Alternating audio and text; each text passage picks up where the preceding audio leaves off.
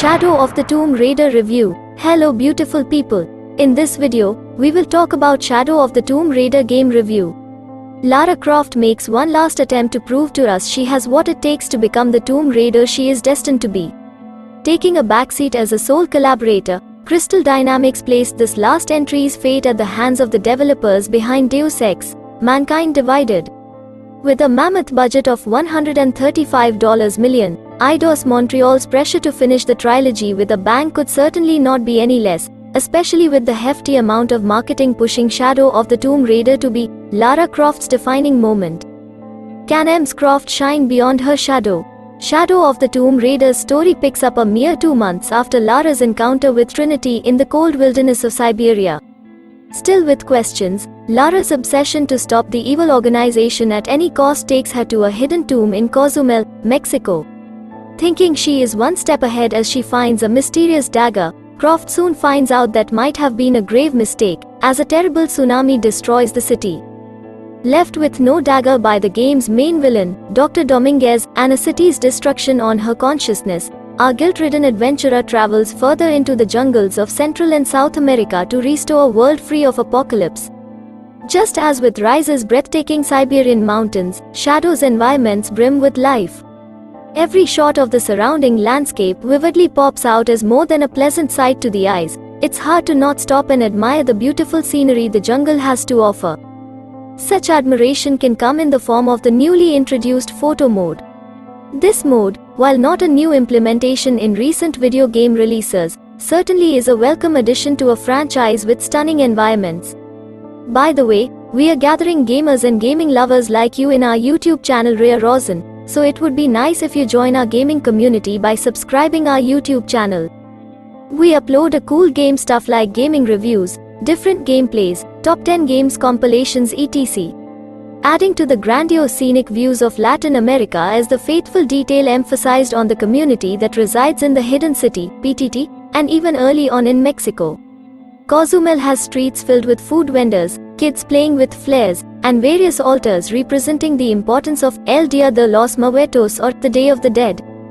With the inclusion of immersion mode, as you traverse the city, you will hear people talk in their native tongue. This feature is a hit and miss as its immersion only works when you don't talk with the local people. If you start interacting with them with immersion mode on, Lara starts responding to their comments in English, which makes the interaction seem rather awkward. It's a shame, since a main concern we have with games depicting Mexican culture is when Mexican natives are depicted talking among themselves in English, with a pronounced accent for the sake of English speakers. As someone who is of Mexican descent, this author talks full-on Spanish with families and friends. Immersion mode is a step in the right direction, but one that is not executed at its best.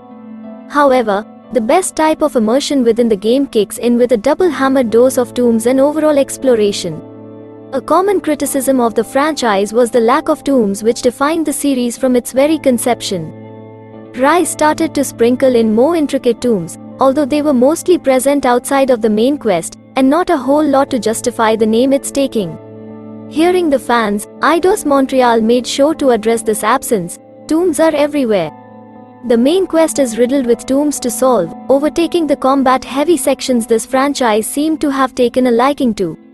You'll often find yourself wanting to deviate from the main campaign to explore the deadly hidden tombs that await you in the world. The addition of more tombs and crypts makes puzzle platforming more enjoyable than the previous entries. Players are given new mechanics to tackle more than 9 tombs, without counting the main campaign ones, and crypts with another familiar return from the classic entries, underwater swimming and wall running. While they might seem small additions, they certainly add to the exploring experience. Most notably, swimming takes you to explore wondrous underwater ruins and entices you more by placing resources, relics, and murals to uncover within, the lattice numbers of which are also cranked up. Yet, when analyzing artifacts, we unfortunately drifted off and eventually didn't bother to read their descriptions, since it never goes more than that. We thoroughly enjoyed collecting and reading about artifacts in Rise, because now and then, we'd hear Lara make comments that told us about her. Letters were sometimes read not by Lara, but by the person who had experienced that moment. Recordings were tied to her own personal story, which allowed us to know more not just about the characters surrounding her, but what she had been up to before the events of the game. As previously mentioned, while puzzle platforming makes a satisfying return, combat takes a backseat in the overall game. When it does make an appearance, players are rewarded when taking a more stealthy approach to dispatch enemies, as taking them head-on will make waves of enemies seem brutal.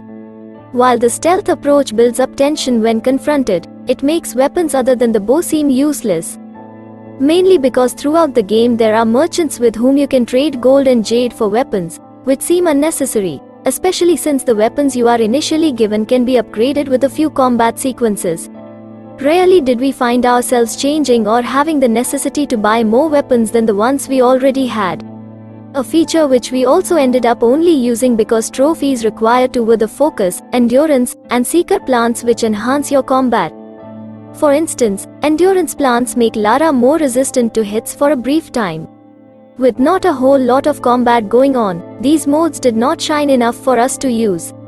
The game has a promising start, teasing to address the psychological consequences of murdering hundreds of soldiers on this iteration of Lara Croft, and teasing to explore that our heroine has a variety of personality facets.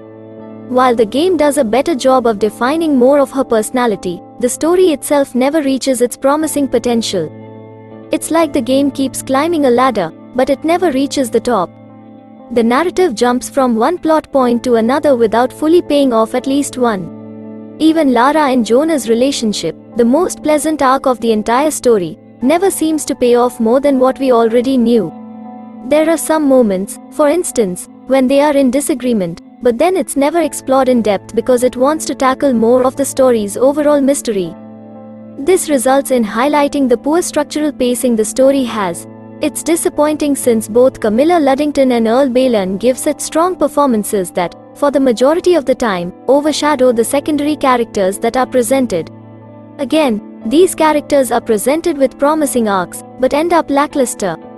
The game's main antagonist falls into this pit in which the game tries to portray him as a sympathetic villain, but it's never quite achieved, making its intent to blur the lines of good and evil fail as well. The overall structure of the game's story unfortunately starts to lose itself midway through the game, ending up with a disappointing final act that seems like a retread of last game.